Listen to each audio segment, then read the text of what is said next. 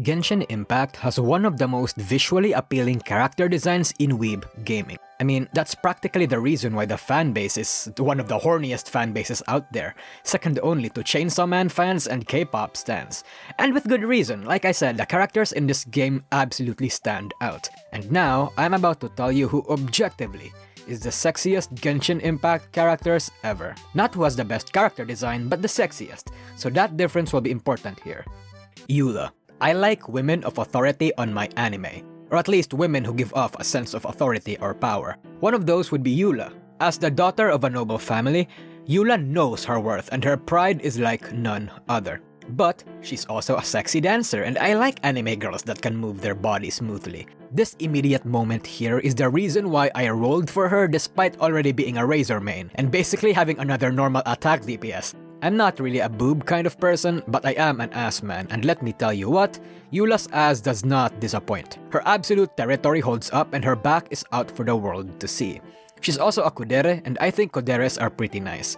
Not personally my favorite archetype, but it is one of the more unique ones. Eula also has an astounding amount of hentai around her. I mean, it's not the most, but it is unique how she's usually one of the primary choices among hentai artists and animators. And to that, I say, hey. Good taste. Next up is Yelan.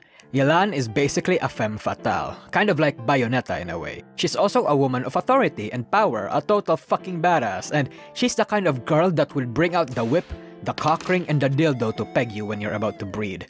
This woman is anything but vanilla, and in her character demo, you see this moment right here and you'd probably think how this guy is a total bitch for not realizing how lucky he is. She also dresses up pretty nicely.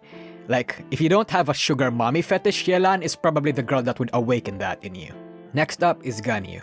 Don't quote me on this because I haven't bothered to fact check myself, but I think Ganyu has the second or third most amount of hentai in Genshin Impact ever. The amount of art and animations I have seen of her is even higher than Eula's, and that's for good reason. Ganyu just looks good. The transparent and skin-tight suit, her personality, her demeanor. Like, Cloud Retainer has great taste when it comes to dressing his daughters because Ganyu just looks that good.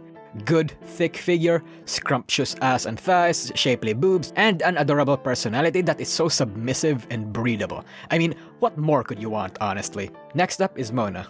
Don't quote me on this again, but the artists I follow on Twitter post so much Mona art, I actually got brainwashed to think she's one of the hottest characters in the game, and that she probably has the most amount of hentai. Originally, that wasn't the case, because while I found Mona attractive, I normally wouldn't have put her in my top 5 without all this propaganda and brainwashing I've consumed.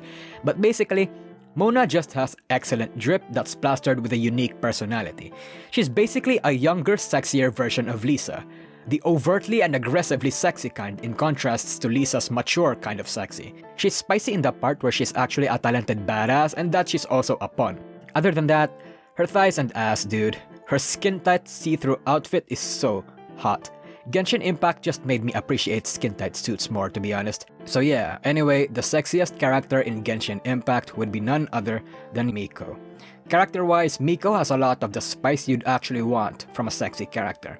She's playful and even mischievous, owing to her fox-like personality, but she's also mysterious and caring. She's also a woman of authority. Pink-haired women and the aesthetics that come along with it always never goes wrong in anime. Like, literally slap a pink hair in your anime character and they're 100% going to stand out no matter what.